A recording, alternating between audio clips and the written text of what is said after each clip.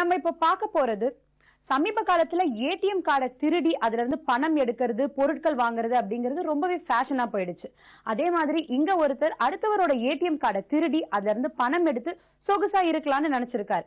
ஆனா ஒரு SMS தகவலாலும் CCTV கேமராவினாலும் எப்படி வசமா மாட்டிக்கிட்டாரு பாருங்க.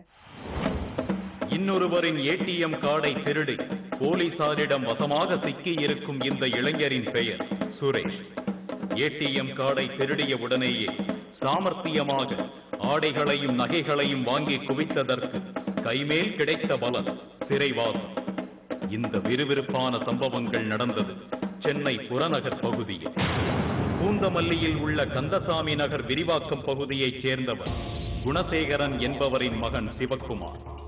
24 வயதாகும் சிவக்குமார் கம்ப்யூட்டர் இன்ஜினியரிங் படித்து ஸ்ரீபெரும்புதூர் சிப்காட்டில் உள்ள தனியார் நிறுவனத்தில் வேலை பார்ப்பவர். கரூர் வைசியா வங்கியில் கணக்கு வைத்துள்ள சிவக்குமார் பணம் எடுப்பதற்காக அடிக்கடி ஏடிஎம் கார்டை பயன்படுத்துவார். இதே போலத்தான் அண்மையில் பூந்தமல்லியில் உள்ள ஏடிஎம் மையத்துக்கு சென்றார் சிவக்குமார். ஏடிஎம் காலியாக இருந்ததால் சந்தோஷப்பட்டு கொண்ட சிவக்குமார் இயந்திரத்தில் கார்டை சொருகினார் நிதானமாக. பின் நம்பரை அடிக்க முற்பட்ட போதுதான் அலறியது அவரது செல்போன். கம்பெனியின் அதிகாரி ஒருவர் அழைப்பது தெரிந்தது சிவக்குமார். உடனே போனை எடுக்க வேண்டிய கட்டாயத்தில் இருந்ததால் அவசரமாக வெளியே வந்து போன் பேசினார் சிவக்குமார். பல நிமிடங்கள் செல்போனில் பேசிய சிவக்குமாருக்கு ஏடிஎம் இயந்திரத்தில் தனது டெபிட் கார்டை நுழைத்திருப்பது கூட நினைவுக்கு வரவில்லை. அப்படியே மறந்து போனவர் வீட்டுக்கும் வந்து விட்டார். அப்போது மற்ற வேலைகளில் மூழ்கி போனவருக்கு ஏடிஎம் கார்டு ஞாபகமே வரவில்லை. மறுநாள் காலையில் வழக்கம் போல செல்போனை பார்த்ததும் அதில் கிடந்தன ஏராளமான எஸ்எம்எஸ் எனப்படும் குறுந்தகவல்கள். அவற்றில் ஒரு எஸ்எம்எஸ்ஐ திறந்து படித்து பார்த்ததும் தலை கிருகிருவென சுற்றியது சிவக்குமாருக்கு. தனது கணக்கில் இருந்து 29,000 ரூபாய் எடுக்கப்பட்டிருப்பதாக வங்கி அனுப்பிய செய்திதான்.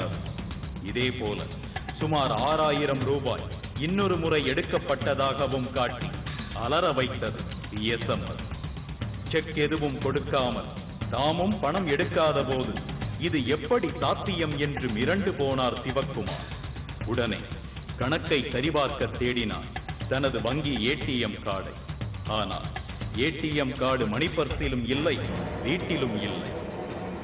அப்போதுதான் நினைவுக்கு வந்தது ஏடிஎம்முக்கு போன சம்பவம். ஏடிஎம் மையத்திற்கு சென்று கேட்டபோது தொலைக்கப்பட்ட கார்டு எதுவும் கிடையாது என்று கிடைத்தது பதில். உடனே பூந்தமல்லி காவல் நிலையத்தில் புகார் கொடுத்தார் சிவக்குமார். இதன் பிறகு போலீசார் மும்முரமாக இறங்கினார்கள் விசாரணை. வங்கி கணக்கு பரிமாற்றங்களை ஆய்வு செய்த போது சிவக்குமாரின் கார்டை பயன்படுத்தியவர் மூலம் ஒரு ஜவுளிக்கடை மற்றும் நகைக்கடைக்கு பணம் போயிருப்பது தெரிய வந்தது. நகைக்கடையில் முதலில் விசாரிப்பது என்று முடிவு செய்தனர் போலீசார். போரூரில் உள்ளது கேரளா ஜுவல்லர்ஸ் என்ற அந்த நகைக்கடை. போலீசார் கடையில் விசாரித்த போது சிவக்குமார் ஏடிஎம் கார்டை தொலைத்த நாளில்தான் அதே கார்டு மூலம் நகை வாங்கப்பட்டிருந்தது. டெபிட் கார்டை பயன்படுத்தியதால் நகைகளை வாங்கியவரிடம் விதிமுறைப்படி வீட்டு முகவரியை வாங்கி பதிவு செய்திருந்தது நகைக்கடை. விலாசத்தின்படி நகை வாங்கியவரின் பெயர் சுரேஷ் என்பதும் ஆவடிக்கு அருகே உள்ள வீரராகவபுரம் மேல்பாக்கத்தை சேர்ந்தவர் என்பதும் இதன் மூலம் தெரிய வந்தது.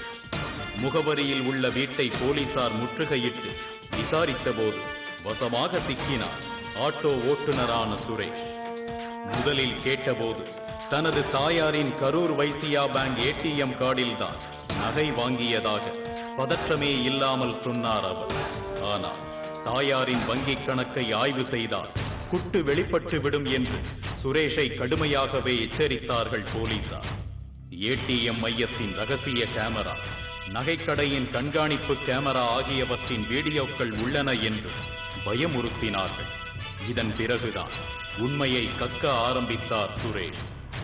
ஏடிஎம் இயந்திரத்திற்குள் கிடந்த சிவக்குமாரின் கார்டு தற்செயலாக தமது கைக்கு கிடைத்தது பற்றி விலாவாரியாக சொன்னார் அவர்.